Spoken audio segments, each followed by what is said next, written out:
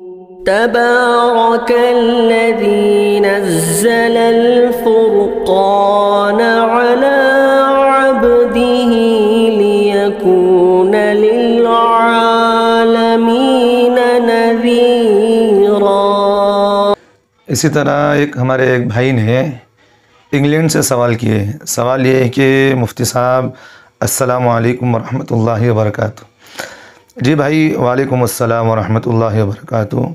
سوال یہ ہے کہ مفتی صاحب معلوم یہ کرنا ہے کہ مثلاً اگر کسی کے ساتھ کوئی حادثہ ہو جائے اور خدا نخواستہ اس کا پوسٹ مارٹم ہوا، تو اس کے بعد یعنی پوسٹ مارٹم کرانے کے بعد سرکار کچھ رقم دیتی ہے، تو کیا اس کا لینا شرعاً جائز ہے؟ اور اسی طرح سرکار معاوضہ اسی ورثاء کو دیتی ہے جس کا پوسٹ مارٹم ہوا ہو، اور اگر کوئی نہ کرائے چھپا کے کر لے تو اسے کچھ نہیں دیتے۔ تو سوال کرنے والے مفتی شمس الحق صاحب انگلینڈ سے۔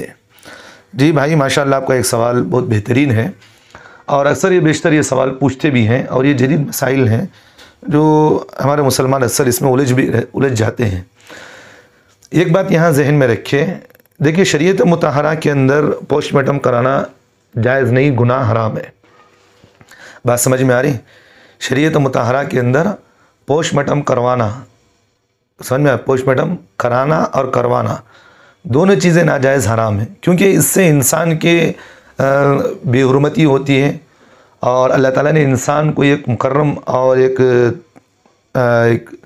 ایک معزز بنایا ہے، یعنی انسان کو اللہ نے ایک بہت محترم چیز بنائی ہے، اور سارے مخلوقات کے اندر اللہ نے انسان کو ایک بڑا اعزاز دیے ہے۔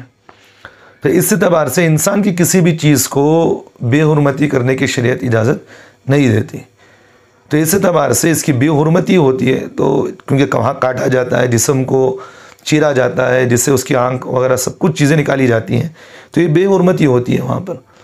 تو اس اعتبار سے شریعت مطہرہ کے اندر اس طرح پوسٹ مارٹم کروانا ناجائز اور گناہ حرام ہے، ایک بات۔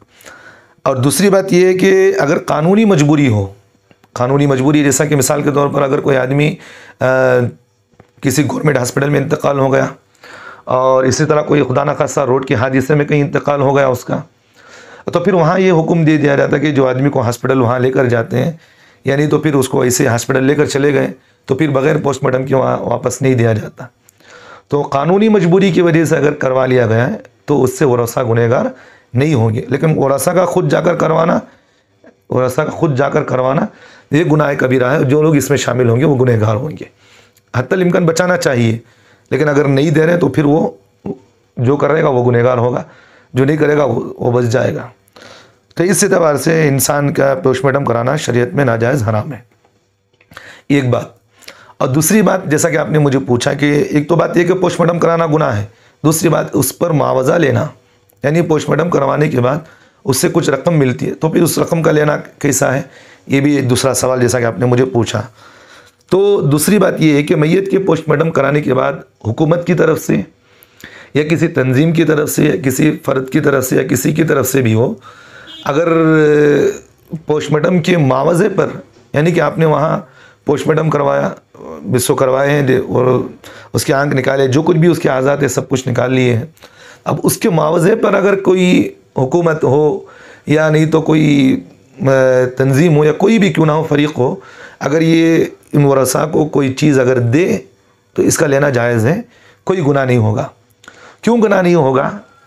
اب یہ سمجھ میں آپ یہ سمجھیں کہ بھئی پہلی بات تو نہیں دینا چاہیے، اگر دے دیے، اگر اس کی معاوضے میں کچھ وہ دے رہے ہیں تو پھر لے سکتے ہیں، کوئی گناہ نہیں۔ کیوں گناہ نہیں ہوگا؟ اس کا حکم تو یہ ہوگا کہ ان ورثاء کو جو میت کی زیر کفالت ہوتے ہیں، یعنی جو میت کی جو ورثاء جو نیچے ہوتے ہیں، ان کو جو کچھ بھی ان لوگوں سے کوئی بھی چیز ملے گی تو اس کو آپ ایک امداد، ایک معاونت اور اس کو احسان ایک تبرع کے طور پر اس کو زمرے میں رکھیں گے، یعنی کہ ان کی طرف سے ان کو ایک امداد دی جا رہی ہے۔ بات سمجھ میں آ رہی؟ ایک ان کی طرف سے ان کو ایک احسان دیا جا رہا ہے، تو اس اعتبار سے اس کا لینا شرعاً کوئی گناہ نہیں، لے سکتے ہیں۔ آپ نہیں کروا رہے نا، کیونکہ وہ خود کر رہے ہیں۔ بات سمجھ میں آ رہی؟ آپ تو نہیں کروا رہے ہیں لیکن وہ دے رہے ہیں آپ کو، تو اس کے معاوضے پر آپ لے سکتے ہیں، کوئی گناہ نہیں ہوگا۔ ایک بات. اور تیسری بہت اہم بات یہ ہے کہ ایک بات, جیسا کہ تیسری بات آپ نے مجھے پوچھا ہے, اب یہ پیسہ جو حکومت کی طرف سے یا تنظیم کی طرف سے کسی بھی طرف سے جس آدمی کو مل رہے ہیں, ان لوگوں کو مل رہے ہیں, تو ان پیسوں پر کیا وراثت تقسیم کی جائے گی یا ان پیسوں پر وراثت تقسیم نہیں ہوگی؟ یہ بہت اہم مسئلہ ہے جو عمومی طور پر بڑے اس مسئلے میں الجھے ہوئے رہتے ہیں لوگ. تو ذہن میں رکھیں, اگر کوئی حکومت ہو یا کسی تنظیم کوئی بھی کیوں نہ ہو, اس مرنے والے کے ورثہ میں سے کسی کو نامزد کر کے دے رہے ہیں, جیسے کہ مثال کے طور پر کسی آدمی کا انتقال ہو گیا, اب اس مرنے والے کے پوسٹ مارٹم جس کا ہوا ہے اس کی بیوی ہے, اب حکومت والے یا تنظیم والے اس کی بیوی کو پیسہ دے رہے ہیں. بات سمجھ میں آ رہی ہے؟ کیونکہ وہ نامزد کر کے دے رہے ہیں اس کو, بھئی فلاں آدمی عبداللہ ہے, اس کی بیوی کو ہم اتنے پیسے فاطمہ کو دے رہے ہیں. بات سمجھ میں آ رہی؟ عبداللہ کا بیٹا ہے جس کا نام زید ہے, جس کو ہم اتنے پیسے دے رہے ہیں, نامزد کر کے دے رہے ہیں, تو پھر یہ پیسے اسی کی زمین میں جائے, اسی کے ہاتھ میں جائیں گے, اس میں وراثت تقسیم نہیں ہوگی. بات سمجھ میں آ گئی؟ پھر ایک مرتبہ سمجھے, اگر حکومت کی طرف سے یا تنظیم کی طرف سے جو کچھ بھی ہو, جو لوگ بھی پیسہ دے رہے ہیں, وہ پوسٹ مارٹم کے معاوضے کے طور پر جو پیسہ دے رہے ہیں, وہ پیسہ اگر کسی کو نامزد کر کے دے رہے ہیں تو پھر وہ پیسہ اسی کی ملکیت ہوگی اور اس میں وراثت تقسیم نہیں ہوگی. بات سمجھ میں آ رہی؟ کیونکہ اس کو ہدیہ دیا جا رہا ہے, اس لیے وہ اسی کی ملکیت ہوگی.